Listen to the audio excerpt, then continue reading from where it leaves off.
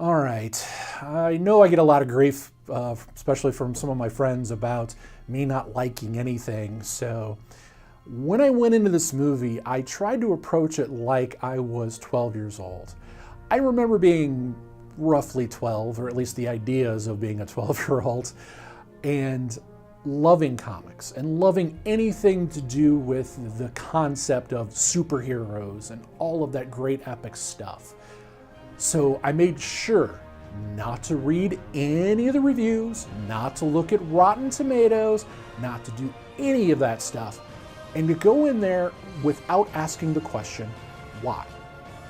The question why tends to ruin a lot of things because you overanalyze it and things like that. So I went in there and I had hope because of the wonderful movie that was Wonder Woman, and I left feeling meh. Now, remember, this is my first reaction. That's what these videos are all about. This isn't a in-depth analyzation of the movie. This isn't a deep thoughts of the movie. This is just what I felt when I saw the movie for the first time. Now, I am going to go see it again because, well, I want to understand some of the reasons why I liked and didn't like things. But my first reaction is pretty much it was okay. Nothing great, nothing terrible. Now, first, let's go into the non-spoiler stuff. Let's just talk briefly about, things that don't ruin the movie even a little bit. And I need to get this out of the way for you fan people. No, I did not care for Man of Steel, and no, I did not care for Batman vs. Superman. I'm sorry. And I know there's a bunch of people out there that immediately turn this internet thing off when I say these things. But here's the thing. Once again, I loved Wonder Woman. So all of those people out there who say that you're just a hater, or anybody who writes a review that says you're just hating on DC, guess what? Argument validated, because Wonder Woman was an amazing movie. So you're gonna have to come to terms with that. And I also don't hate DC.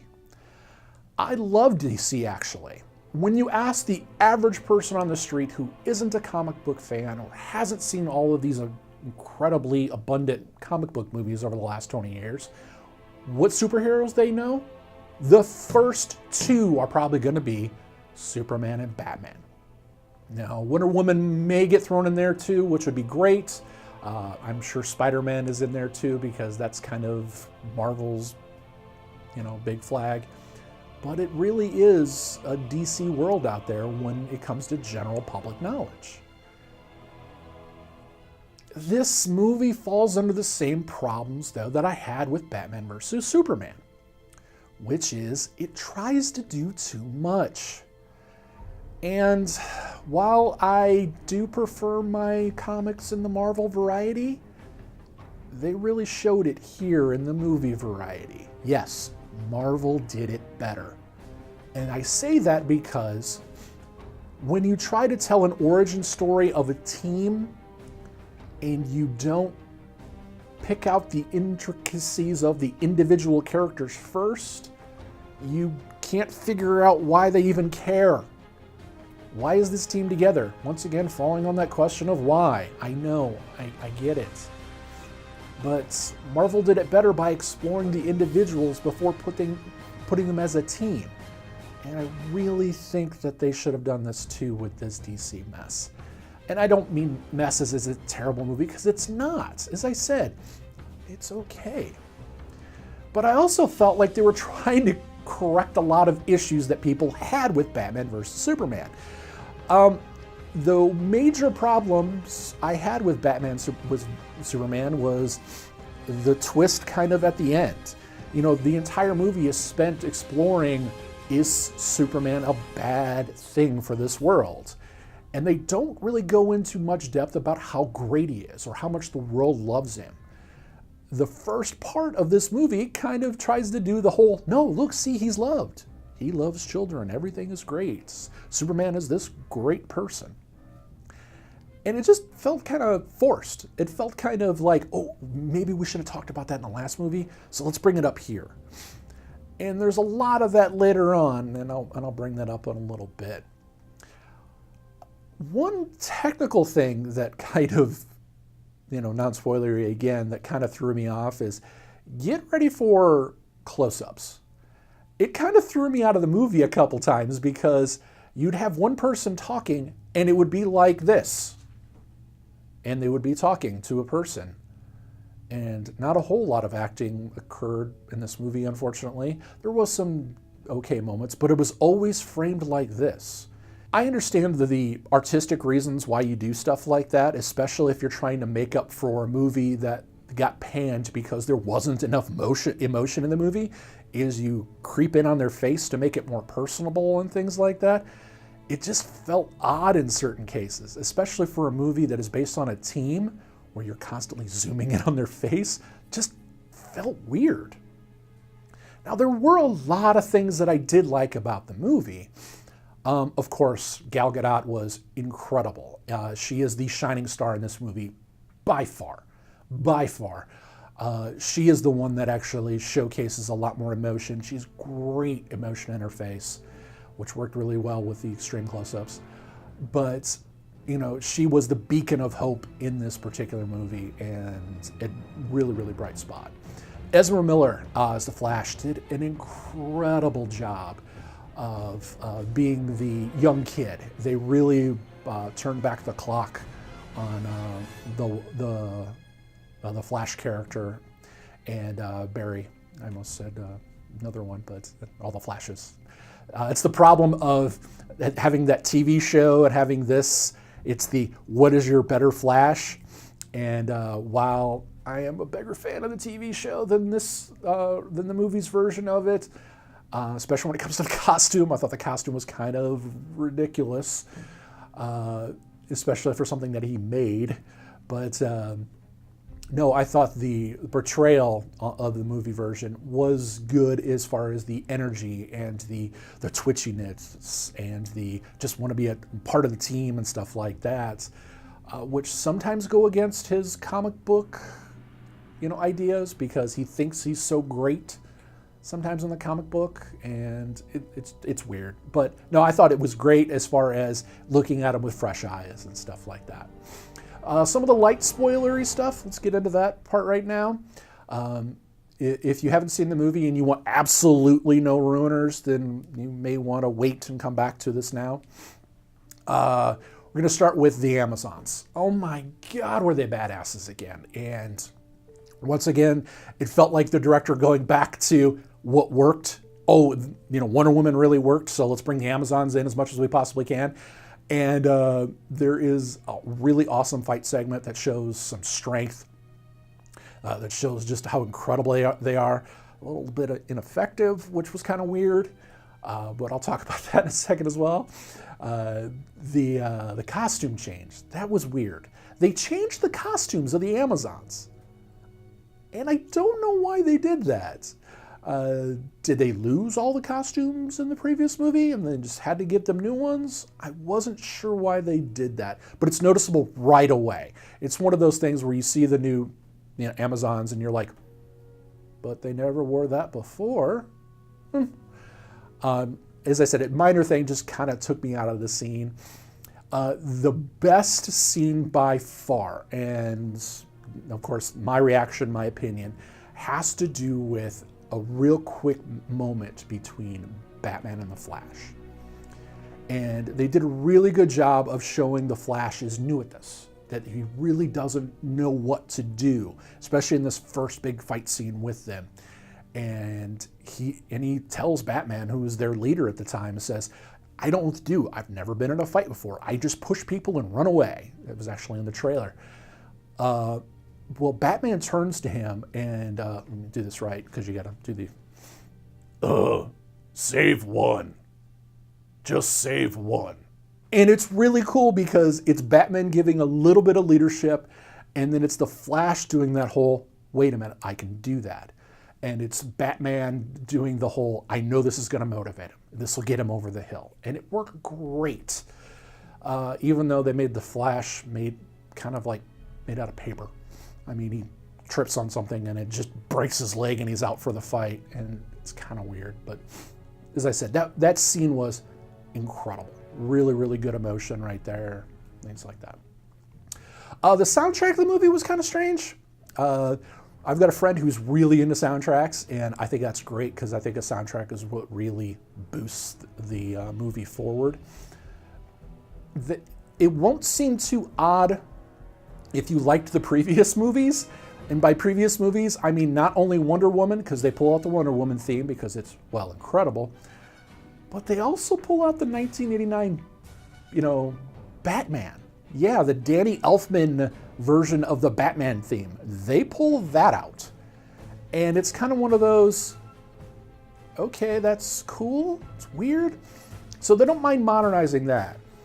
They don't want to modernize that. They modernize the heck out of the Batman suit. They make him about 4 feet thick and kind of slow and awkward. But the soundtrack, it hits all of those memory spots that we have. I remember how awesome this was, and this was really great when they did this. They have some fun with that. So the soundtrack is a little strange because it does do that, kind of pulls you out sometimes, but at the same time, it's really, really kind of fun. Now we're going to get into the major spoils. These are if you haven't seen the movie and you don't want it kind of ruined for you, once again, watch the movie, come back, go in the comments, and we can discuss this kind of stuff. All right. The biggest problem I had with the movie is the inconsistency of Batman. And when I mean this is in twofold stage. The first one is his inconsistency with Superman and how he views Superman. This has to do with the fact that in Batman vs. Superman, he saw him as an absolute threat. This absolute, we have to take him out. There is no more research that needs to be done. We need to end this guy. So much the fact that he sets this elaborate trap and then tries to murder him. Martha stuff aside, quick change and everything like that, and Superman sacrifices himself, which, anyways, this movie tries to make up for that, and Batman actually feels guilty for feeling responsible for killing Superman, and is doing these things where, he's carrying all this guilt. And I know it's Batman and he's supposed to be a dour character, but he made an absolute decision, and now he's questioning it so much that he brings Superman back to life. And it's just weird. It lessens it reminds me of the X-Men, we're going to back up time because we really didn't like that third X-Men movie. So what we're going to do is we're going to erase that from history by going through time and just taking that out. It almost feels like they try to do that. They try to do the whole, no, Superman is important to me. I will do these things to bring him back to life because we need him. And it didn't go into any explanation why. It's just strange. And he has a really weird scene with Wonder Woman, where he berates Wonder Woman for not being part of this world, for not leading.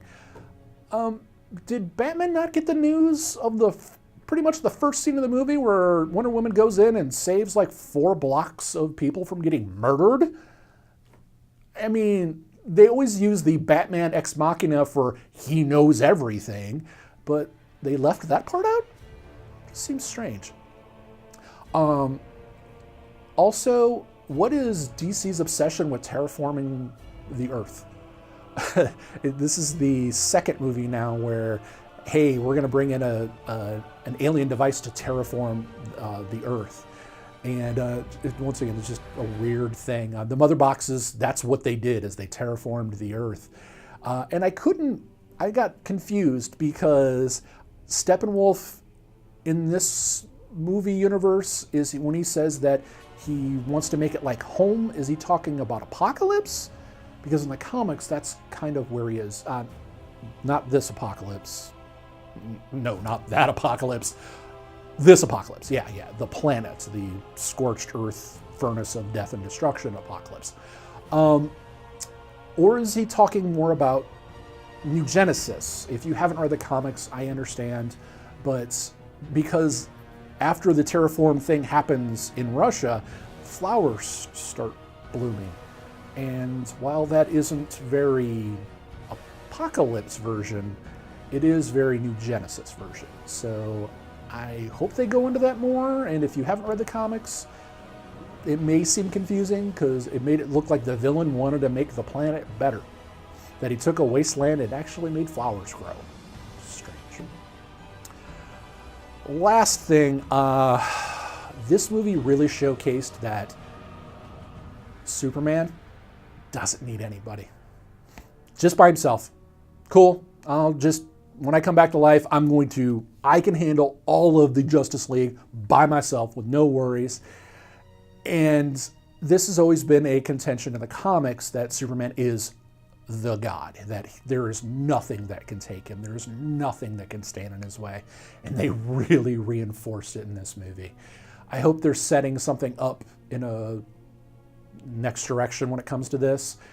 But in Batman vs. Superman, when he kind of fights Batman, and I understand he's probably holding back because that's what he does, it just seems like they just upped his power game to 11 here. And that he could take not only the Justice League, but Steppenwolf was just beneath him. Didn't even take a hit, didn't even take any damage. So much the fact that he, left the battle because he's like, you guys got this. I kicked the crap out of him enough. I lightened him up for you. I, opened the pickle jar enough for you. Go finish that. I'm going to go save people. It's just one of those things where I'm like, I hate all powerful creatures, and they did an amazing job of making Superman just that, and it was brutal. Whether that's a good thing or not, it just lends to more of the, this movie should have been called, instead of Justice League, it should have been Superman and His Amazing Friends, because that's what it really amounts to. Somewhat my reaction. I know that it seems like I'm really, really down on this movie, and I don't mean to be. I'm just saying that there are things that stood out for me that stopped it from being a great movie or possibly even a good movie. It's fine. It really is fine. If you enjoyed Man of Steel and Batman vs. Superman, you're going to love this movie. That's just the way things are. I just thought that they tried to do too much again. They didn't explore enough with the individual characters. They tried, but there's only so much you can do in 2 hours. So it would have been better if they would have explored the individual people in their individual movies first, then come back. But, you do what you can with a 2-hour runtime, and that's just the way things are. And as I said, I'm not trying to be overly critical about this movie. It's going to make billions and billions of dollars anyways. It was hard. I wanted to be in there to enjoy the spectacle, to be that 12-year-old person. And you can do that. And if you can do that stuff, you will love this movie and you will think it's wonderful and all of that great stuff. Just don't ask the questions why. That's it. I've been Pure Sarcasm. If you've enjoyed the video, please like, share, and subscribe to the channel. Hopefully enjoy.